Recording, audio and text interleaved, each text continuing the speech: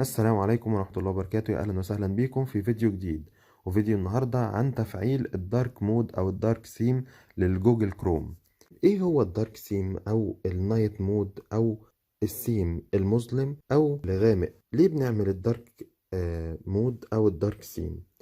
أول حاجة، اللون الأبيض بيسبب إجهاد للعين. تاني حاجة، بيستهلك البطارية. طب ليه بيستهلك البطارية؟ لأن البكسل بتبقى منورة على الآخر.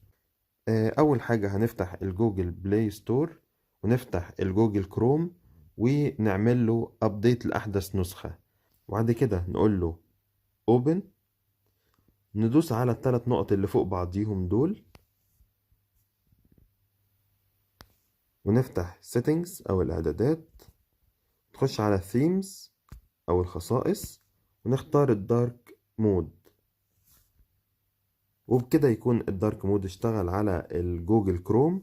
وبكده يكون الفيديو بتاعنا خلص، ويا ريت لو الفيديو عجبكم تعملوا لنا لايك وشير وسبسكرايب، والسلام عليكم.